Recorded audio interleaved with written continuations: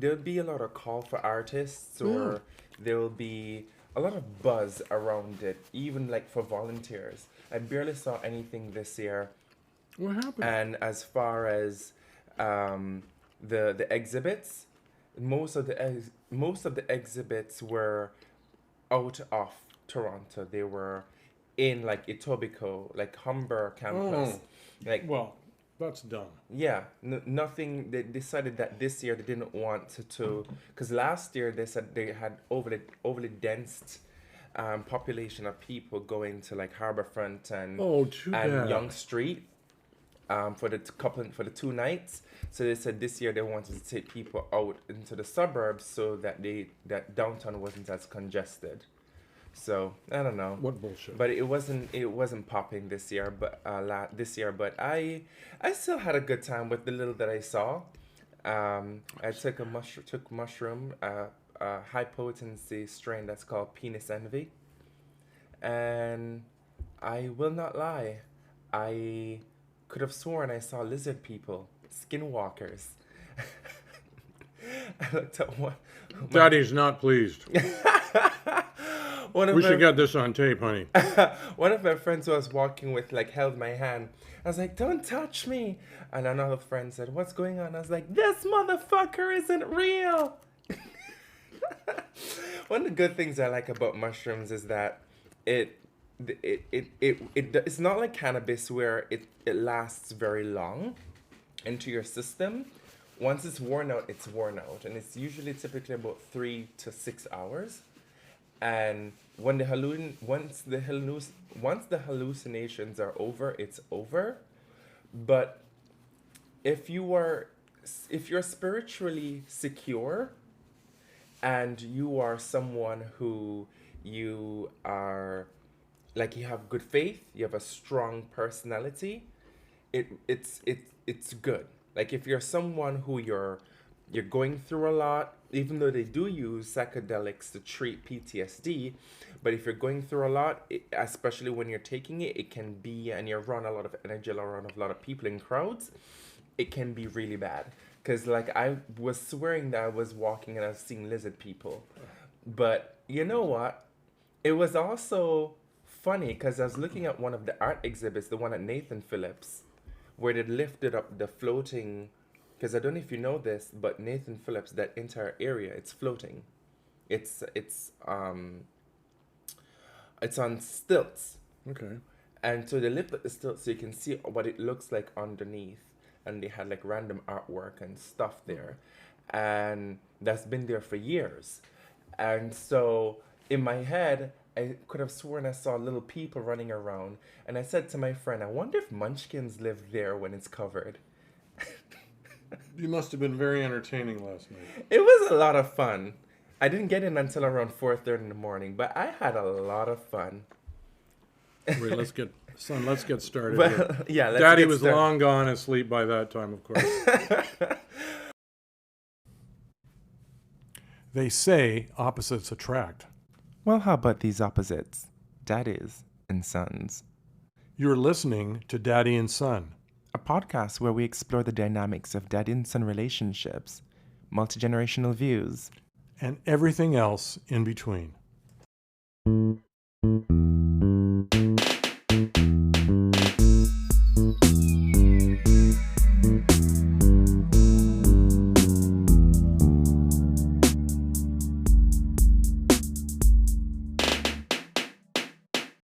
Let us get started. Welcome back to another week of Daddy and Son. My name is Alex, And I'm Norm. and today we're going to be having a discussion about ghosting. Ghosting. Where's Casper? Where's Casper? And you know, one of the things that for those of you who may not know what ghosting is, just to let you know, so ghosting, we're not referring to the Holy Ghost. We're not referring to Casper the Friendly Ghost. Well, there may be friendly ghosting. We'll get into that when we talk about what ghosting is. Maybe, yeah, there may be a friendly, yeah, that's one way to put it. We're talking about people who decide that out of nowhere they're just gone, vanish, gone with the wind, never to hear from again.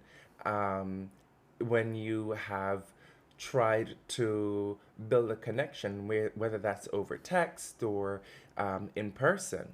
So, I mean, That's what I would call hard ghosting.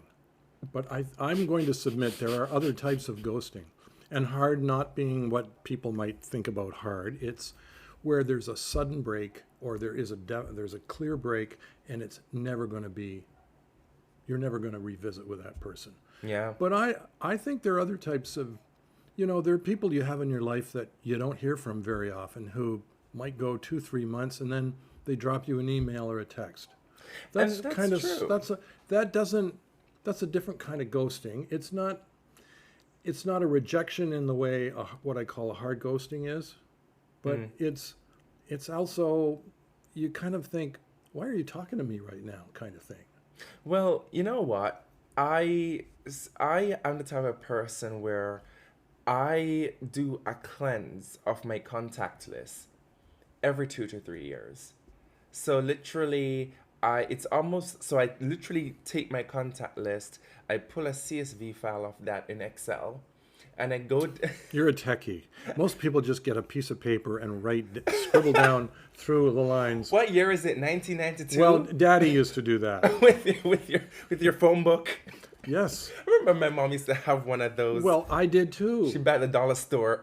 And you know what? I wish I still kept some of them because I wonder who these people are in the past. But anyway, that's another subject. That's a That's a topic whole for other another story. That's a topic for another day. But I will go through the Excel spreadsheet and I will say, look at who I've spoken to, what's the call history look like, and if I haven't spoken to them in more than 6 months, then I delete them. That's a very clinical way of dealing with your friends. Well, here's the thing about it.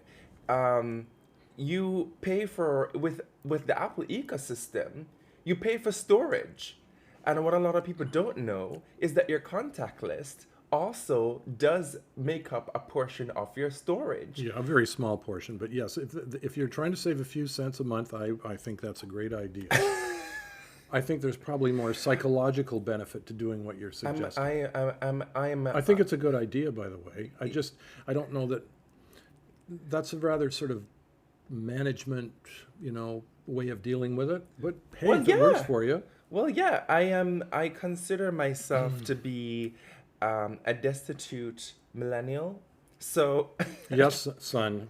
I think what you're suggesting is the right way to do it. Most people just kind of do that in their heads, though, don't they? They kind of cross you, even though that name might, and you know what happens? Yeah. You'll come across a name in a year or two and you think, who the hell is that? Well, and that's the thing. I will sometimes, and this, and I'm going to get into that. I will sometimes actually text or even call someone if I remember them, but haven't heard from them in like a year or two. Okay. And maybe communication just fell off. I don't think Yeah. anything was like there was any bad blood or there was any, maybe we went on a couple dates as an example. Yeah. But it just didn't click. It didn't go any further. it didn't go any further. But there was no sort of deliberate attempt to close somebody out of your life. exactly. And you weren't sitting at home waiting for the phone to ring. Exactly. Yeah. Like we both mutually Yeah. just kept it moving. And So that's what I would call soft ghosting. In other words, it isn't really, no one's really hurt by it. It doesn't make a whole lot of difference to your social life. yeah. But they are people that kind of are moving in and out. So do you delete them or do you not delete them from your list? Or do you wait till the And outcome? this is how this is gonna be my input on that portion of the question. I typically, it doesn't matter if I meet you in person or online, I always have a picture and first name and last name. Having a If- picture really helps. Having a Yeah. picture really helps. Yeah. And I'm the type of Totally person, I always save your first name, last name, and a picture. And I've had situations where, May I add another thing you should add, since you love Excel spreadsheets? Perhaps their sign-in name or their whatever their name is on Tinder, Grindr, Adam, or whatever other social media you use. Their screen name. Screen name. Thank you. That's the right word. Sometimes that's the only way you know them. Well, you know what? I try my best to give people more especially if it's someone that I really like. Yeah. I try my best to give them more gravitas than say, oh, Ben Tinder, which I used to do when I was a teenager, but now I'm in the business of building meaningful relationships. I just feel like I'm too old to waste time on passerbys. Well, maybe Ben Tinder becomes eventually a good friend. So then you go into your little Excel spreadsheet and change that name. From Ben Tinder to Ben Affleck? Maybe. Or whatever. Maybe. Is he a daddy? But I will say this. I have had situations in the past where I have asked, after 2 weeks of talking to someone that I met on like Scruff, and this is an actual story. I love stories, especially real ones. And I remember saying to him, so what's your surname? Oh. And, could you... Most people aren't going to offer that. And he didn't want to. Well, I can... Most people I talk to don't want to talk to But that's strange, don't you think? No. You don't think so? No, I don't think so. I mean, why should you? Not till you get to know somebody a little bit. But if after 2 weeks of talking to someone... Okay, and you've built up some kind of rapport. You've built up some sort of rapport. Yeah, okay, I buy that. And you haven't met in person, and it's not from lack of trying. Okay. Then I think that you're playing games at this point. You're wasting time. Yes. So I remember saying to this person, and I asked them, would you mind sending me a selfie? And this is how this for me is also a test. Yes. To people's... Or whether they're real or not. Yeah, exactly. Yes. And there are a lot of fakes out there. Send me a selfie of yourself, of wherever you are, like a B-reel. Send me a selfie of yourself in this exact moment, and that is what I will save as your display picture. And how many people do that? Only the people that are still in my life to this day. So out of every 2 that you ask, out of every 10 that you ask that question, how many actually send you their information? I would say maybe 3 out of 10. 3 out of 10. Yeah. So you know what that means? And the rest, if we meet in person, usually on the first date, I will take a selfie with the person, and that's what I will use as my display picture. So then it eliminates me having to ask for it. Very good. Very good. Well, that's the way to manage your Outlook contact for sure. Yeah. But how about the people that you don't have in that book, or that you don't know who they are? Because I would bet that most people, you are more organized than most people, Alex, but a lot of people don't think about things like that, and they go and wonder, why haven't I heard from Joe? It's been 2 weeks. We had a good time. I'd love to see him again. What's going on? And so at some point it goes into, and I have a couple of what I call hard ones, where people I really, really wanted to see again just basically ignored me. And after a while you kind of say, they voted with their fingers, i.e. they don't bother to text back or phone back. That's what I call a hard ghost. So then the question is, and maybe we should talk about this next, what do you do when you really kind of get one of those rejection kind of... Well, we'll wait until Joe has escaped with his helicopter, and then we will be right back. Used to. These days, it does not bother me very much. And I'll say... Okay, why?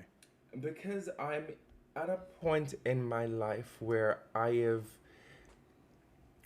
gained so much confidence within myself. I think... About who you are as a person. Yeah. And you don't need validation from somebody else. I honestly feel that we have gone through a shift, particularly for Black people, but not so much just Black people, but Black queer people. We've gone through a cultural shift over the past, I want to say 2 to 3 years, that has, in mainstream media, that has validated in me things that I've felt about myself for the longest time. So you don't care too much now. But what if one of those people was somebody you were really attracted to? And if it's somebody that which has Yeah. happened to me Yeah. before in the past, Yeah. um, In other words, somebody who liked you for who you were, black, white, didn't oh, matter. well, And they just but didn't. here's the thing: They just didn't want. if you ghosted me, and then you didn't like me for who I am, it was clearly just superfluous. It was not meant to be, in other words. It was not meant to be. And you kind of have to accept that in order to move on, don't you? Well, and here's the thing: the reason why acceptance for me is really easy. If it's a situation where I am, let us say that it's a relationship that I have built with someone for months. I'm not talking about like a 2 month, 3 month. I'm talking about 6 months onward. And then that person ghosted me, that would be a little bit more difficult. But Yeah. if it's a situation where it's someone that I've only been speaking to for maybe 3 weeks, or we've gone Yeah. on 3 dates, and then they've ghosted me, Not as much invested in that case, right? I don't Yeah. have, even if it's someone that I find extremely attractive, I don't necessarily have as much investment, because How about somebody who you've known, in my case, for 30 years? at that point, I'm getting to know that person, learn about that person. Yes. And then by doing that action, they've told me something very critical about them. That you've decided you don't like, or that you don't want Well, to be it's not associated? about like or dislike. I'm getting to know them. okay. They've told me, A, I'm a lazy bitch. B, Well, they sure as hell don't know you. I'm a coward.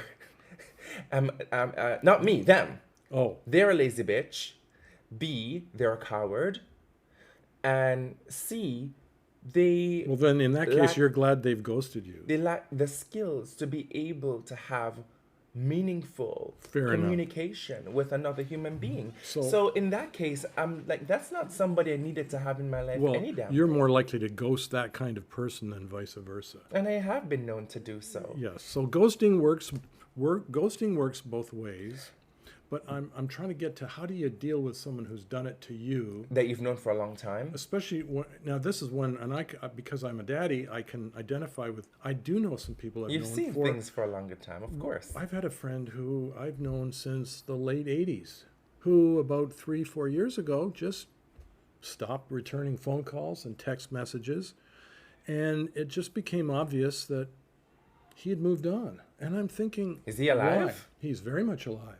You sure? He lives about a mile and a half from here. Oh, okay. You said the Somebody, late 80s. I was just, well, I wasn't born yet, honey. well, I was.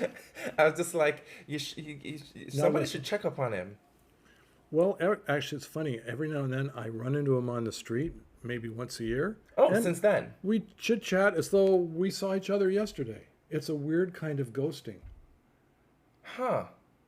Well, you know how I rationalize it, and it bothered me for several years, but it no longer bothers me, and it is that's what they want.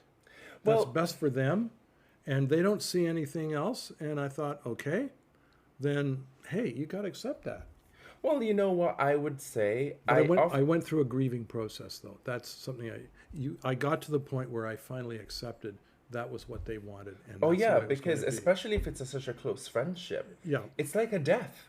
yeah, it was. You've lost, and I've said this before. I can't remember who I was speaking to recently, and I said during COVID, I've lost so many people, physically, Yeah. and like people who have like passed on, Oh, and people who have like just fell out of my life or who are secluding or were secluding themselves. or secluding In themselves. fact, I know one who still is secluding himself, but I'm thankful at one time I thought he was ghosting And I'm me. not just talking about like physical seclusion from the virus. I'm talking about mental seclusion as well. Yeah. Oh, we're on the same page of that. Yep.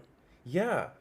And I have experienced that same thing, not with somebody who I've known since the 80s. Well, you'll talk about the 20s one day, honey. That is Daddy and Son season 32. Yeah, the 20s I talk about was the decade my mother was born in. Anyway, that's another issue. And I have to literally say to myself, you know what? This is someone who is going through something. Yes. And they're getting older.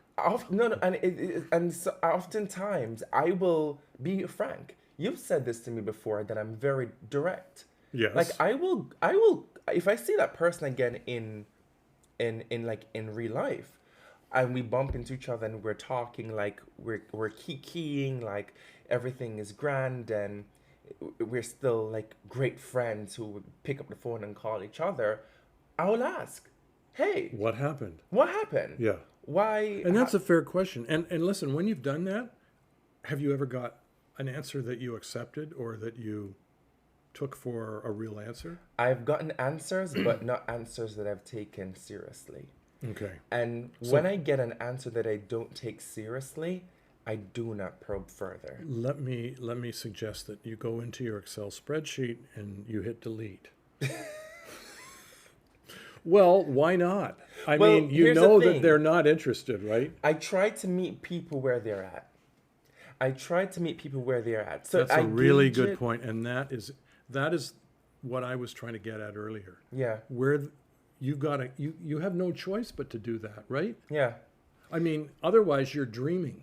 You're desperately wishing something could happen that isn't going to happen anymore. Yeah. And that erodes your mental health when you dwell on stuff like that. And nobody has time for that. Exactly.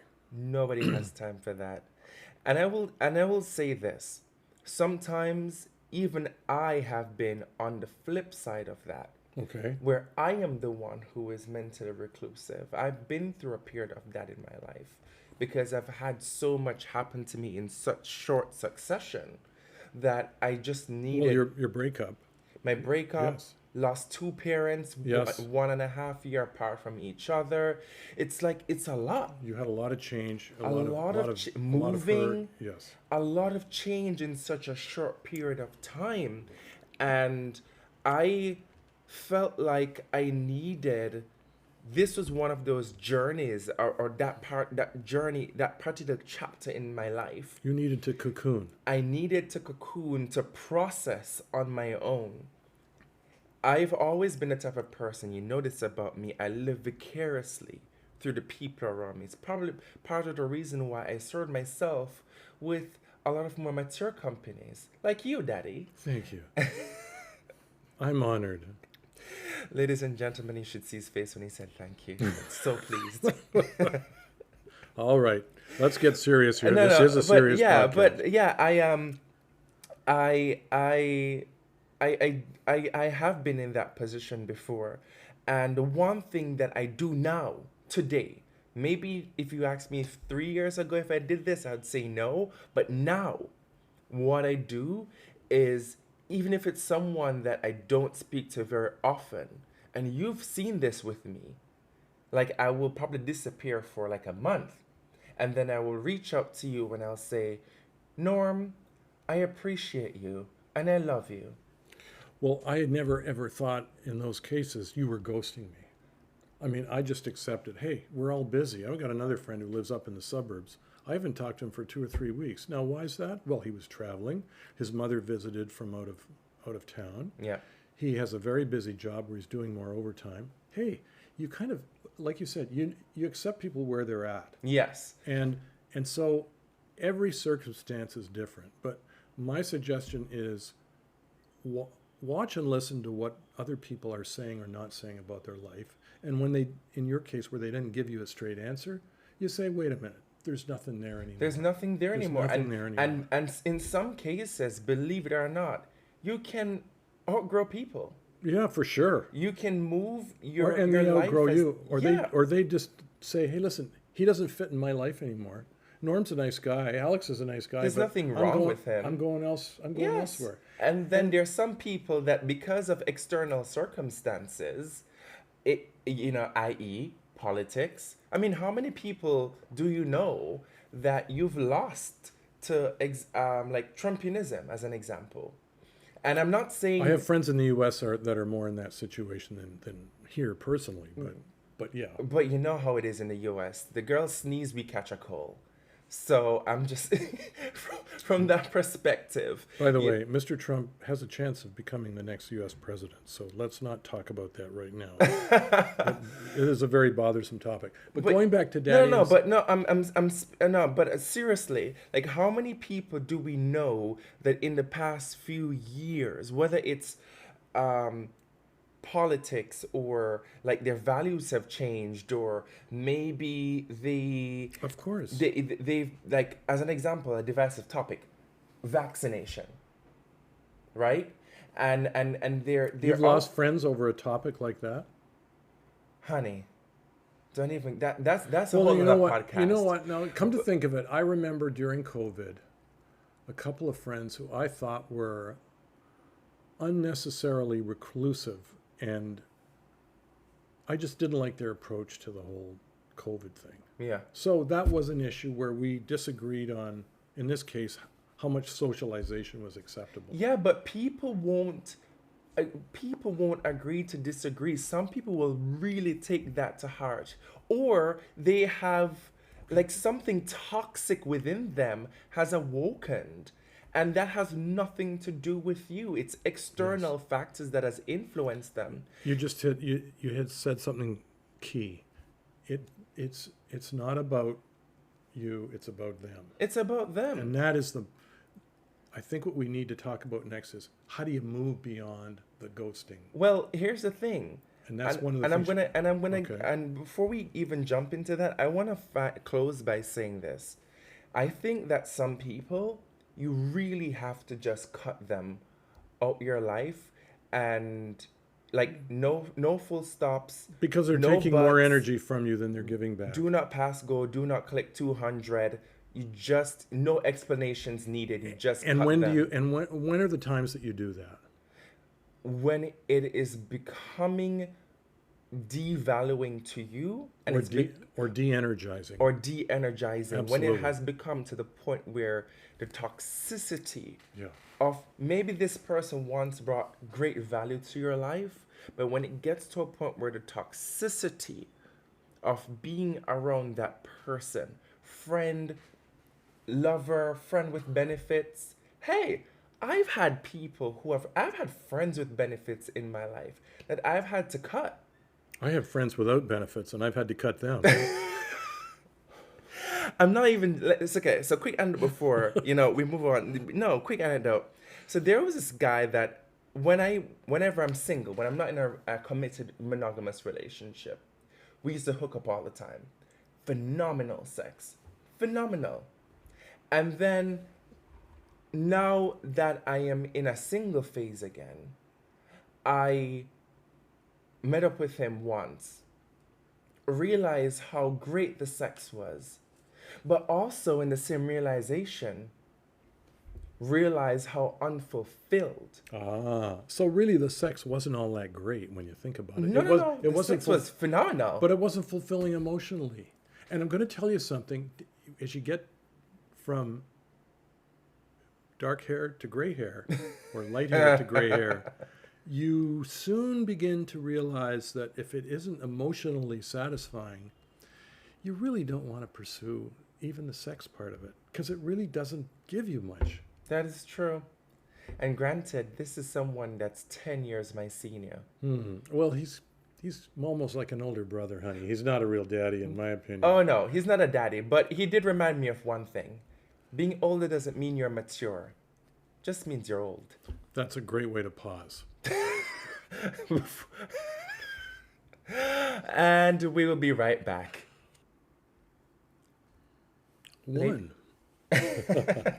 Ladies and gentlemen, we are back. And we are going to wrap this up with our final question for the night. And the night ends with, is there life after ghosting? Is there life after ghosting? Sounds romantic. Well, it sounds romantic. It sounds a little tragic. It sounds a little dramatic. But you know what? It's maybe more dramatic than it really should be.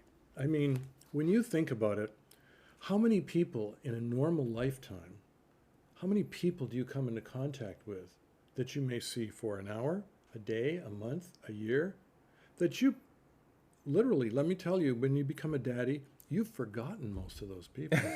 And if you added them up and you look back over your Excel spreadsheet or your 1994 open calendars that you bought for $6.95 at the grocery store, not $6.95, with all the names, and then you had to retype all the names in your book. The point is, you've forgotten who a lot of those people are.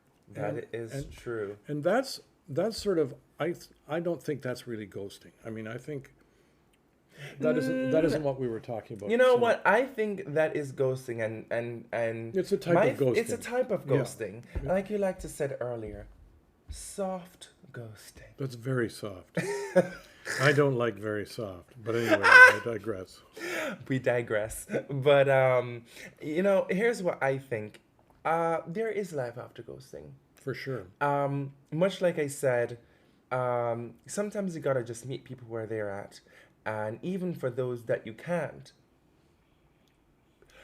it just may not be the right place and right time. It just may not be. I recently found myself this summer, as you know, I went to Europe. It was my first time being back in 10 years. And I met up with old classmates. And it literally felt like... Fantastic. It felt like we were just picking up... Where you left off. Where we left off. Which is like the person who I told you about, who I don't talk to much anymore because he kind of cut off communication. But when we run into each other on the street, it's like nothing changed. But in this case, I didn't run into them. You planned to be with them. I planned to be with them. Which is great. And I'd say that's not a ghosting situation, honey. But here's the thing. One of these particular friends is someone that I messaged on WhatsApp years prior, and I never responded. He messaged you? Is a she. Oh, she. But she never responded. Oh, she never responded to you. She never responded. So I found it strange that I said, something in me said 7 years later, let me just try and just say... And you know what? She may not have responded because she forgot to, or she thought she'd hit send, or whatever. Well... And then forgot about it. Being the direct person that I am, I asked her. Oh, really? And she said, and I she don't just remember. Said, or did I take words out of your mouth? She said I was in a different place. Okay. She said I was in a different place. That resonated with me. Well, let me give you another example of, this is a different type of ghosting, but I worked early on in my career in Ottawa for a couple of years and got to know some people very well, became very close with. I moved away, I moved to Toronto, was here for, 20 years, and then I moved back to Ottawa to take a job. And I thought, well, I'll just pick up with some of these people that I haven't seen for a long time. Well, guess what? I was very disappointed that I got almost zero reaction. They almost forgot who I was. And that was a real slam because it was kind of a lonely feeling. And that was a type of ghosting. There was no internet in those days. This was the early 90s. Yes, folks, I did live in the non-internet age. Listen, a handwritten letter. Yes, well, a phone call. And Dear friend. And you know what? And it's funny, texting or emailing might have been a better way to reconnect. It's hard to pick up a phone and talk to somebody I haven't talked with for 15 years. Yeah. Texting, emailing is a little more gentle. It kind of softens the rejection if you don't hear from them. You don't have to hear that WTF are you kind of attitude that comes across on a phone. Anyway, I dealt with it. It took me a little while, and I thought, I think I'd be better dealing with it today than I... But what it did is it changed my expectations. You can't assume you pick up with everybody who you haven't seen for a while where you left off. But you know what I'm learning from this vicariously from your story? Mm-hmm. I'm learning that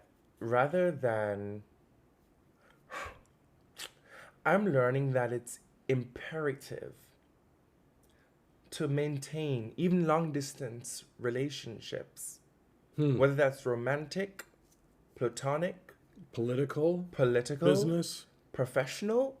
I am learning now, vicariously through you, that, it's important every now and again to just... Yes. To drop a note. To drop a note. To say hello. And I'll tell you this, something that is such a great piece of advice, Alex. I mean, and those are the kind of things that can keep a relationship. It's like a fire. It certainly is. You throw another ember on, another piece of wood on, it keeps the fire glowing. Yeah. Even if it's low. Just a chip. A wood chip. But if you leave it alone over 2 days, you're going to come back and that fireplace is cold. It's gone. Yeah. I'll tell you even this. That same friend that I told you about, mm-hmm. I sent her, I mailed her, a picture that we took, a selfie that we took together, mm-hmm. and I signed the back of it with a little note of the picture. I printed the picture. Wow. When I came back, signed the back of it. And you mailed with a little note, and I mailed it to her. With a stamp? And yeah. Postage box and that sort of thing, like the real mail? Old school Canada Post, child. Wow. The red boxes on the street? Just trying to place this. I was saying to myself, when I did it, I was like, who have I become? You know what? Sending a picture to somebody is really good. I'll tell you, you'll know the person I'm talking about. I won't name him here. But it's someone who basically cut me off about a year ago. Just decided I'm thinning out doing what you were talking about earlier. Yeah. Thinning out my people, and it was a misunderstanding, but he decided. Anyway, I actually flipped him a picture about a month and a half ago that I had of him on a trip we had. And said, hey, so-and-so, thought you'd like this. I don't know if you have it or not. Memories of a great trip. Didn't hear back from him until about 3 weeks later, and he sent me another picture that I hadn't seen, that he took of me in the same city, saying, this is my favorite picture of you. And I thought, wow. The mere fact that he even had that. Well, the fact that he thought to send it and he said, my favorite picture of you. You know what? It made me feel good. I thought maybe that ghosting experience isn't quite a ghosting experience. Right. Well, we haven't reconnected in person, but I don't feel it's quite as, It's not imperative, and it's not impossible either. Yeah. Right. It's not imperative. We've reconnected at a level that may be where he wants it to be. And you're meeting him where he's at. Right. And if it gets back to where it was, great. I'm open to it. I can send a message to that effect. Yeah. But I'm at peace by the fact that at least there's been something there where for a year there was literally nothing. And you know what? On the flip side of that, and this may make me sound bitter, but on the flip side of life after being ghosted, I feel like regaining your sense of self-confidence, self-worth, understanding your value and what you have to offer and bring to a relationship, or what you had offered or brought to a relationship past tense, knowing that and feeling secure that what you offered was good and acceptable and valuable. Yeah. It's and the other person may realize that one day. Exactly. Yeah. I feel like someone may realize that one day, and then it's up to you. Then the door is up to you. Is this someone that I want to open the door to? Am I in a place to renew it mentally and spiritually to open this door to have this person come into my life again? Or am I going to put Jesus on it and just say, no, not today? Well, I honestly, and it goes back to what I said earlier. I think that it's like I said about the guy that I was dating. It showed me a lot about him. He lacked confidence. He lacked maturity. And I'll just say this. And I don't know if... No, listen. To any listener that it's not of the Christian faith, this may not be for you, but for those of you who are, this may resonate with you. 13 Corinthians, verse 11. When I was a child, I understood like a child. I thought like a child. I spoke like a child. But when I became a man, I grew up. I put away childish things. Exactly. Yeah. And now I'm 30, and I'm just like, I have no time for childish things. You know what? It's funny you mentioned 30, because it was when I turned 30, which was about 40 years ago. I remember saying to a friend over dinner, I said, you know what, David, having dinner with a friend named David, I'm going to start thinning out my contacts. I'm going to focus on quality over quantity. Yeah. And that was a form of ghosting, although the other people probably weren't even aware that I was ghosting them. But the relationship at that point probably dried up. And you know, when you talk about life after ghosting, it's really about what is the state of every relationship that you have. Exactly. Is it active, inactive, passive, occasional, or dead? And you know what? I don't know whether your spreadsheet has all those categories in it. Although if it doesn't, I'm sure you'll find a way to I'm definitely going to put it in tonight. Well, the good news, folks, is there is life after ghosting. But what you have to do is be sure about who you are, what you want, and bring the people that are important to you into your life and keep them there. Yes, hold on to the value of what you have to offer, what you bring to the table, and know that if you are someone who you're doing your due diligence, you are doing right by the people in your life, then it's nothing to do with you, and it's not something, I mean, we're humans, we will take it personally, but don't hold on to that for too long. Any final words you'd like to give for today, friend? I don't think there's anything else to say. I think we have ghosted this topic. And there we have it. Good one, Norm. Good one. Thank you for listening to another episode of folks. Daddy and Son. Join us again next time for another interesting topic. You never know what you're going to get. It's like a box of chocolate with us. All right. Have a good one. Have a good one, folks. Bye-bye.